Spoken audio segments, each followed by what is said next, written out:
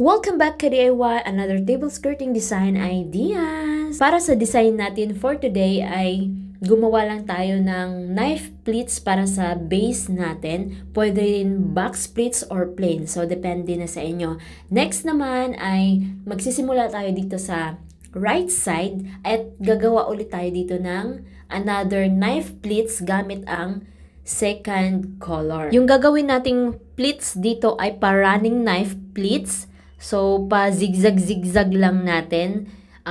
Hindi na tayo magme-measure. So, tansyado ko lang yung paggawa ng knife pleats. So, depende sa inyo. Pwede yung tansyado, pwede rin yung by measure na 3 inches kada pleats. Dahil yun yung regular size ng knife pleats, 3 inches kada pleats.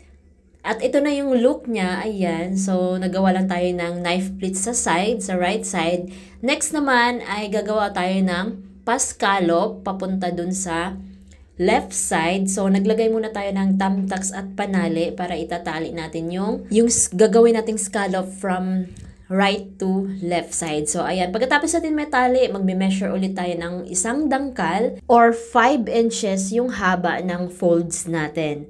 Then, gagawa tayo dito ng 3, 4, or 5 na folds. So, depende sa inyo. Pwede 3 folds, 4 folds, or 5 folds. So, yung gagawin ko ay 5 folds.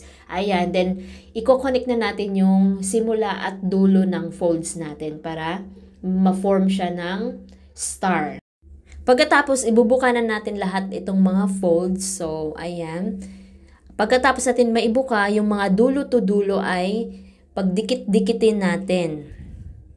Ayan, yung dulo to dulo niya, pagdikit-dikitin lang natin. Ayan. Then, lalagyan natin ng pins para hindi matanggal yung pagdikit natin. Ayan, lalagyan lang ng pins. Then, pagkatapos, ipa-zigzag-zigzag fold natin yung ating mga folds. Ayan, para maayos yung buka ng ating magiging bulaklak. At ito na yung magiging look niya, guys. Ayan. So, meron tayong, sa right side, meron tayong knife pleats at sa left side naman ay meron tayong flower scallop na meron nakalaylay na clute sa baba.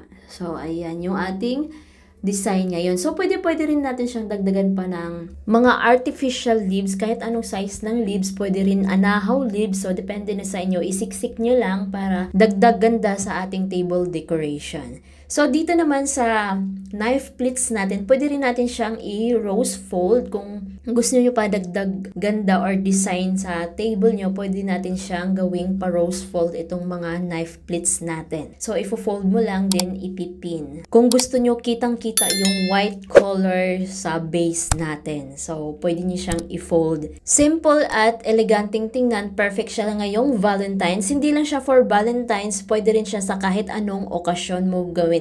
Palitan mo lang yung color combination kung ano yung motif ng inyong okasyon. Don't forget to like and subscribe. Thank you!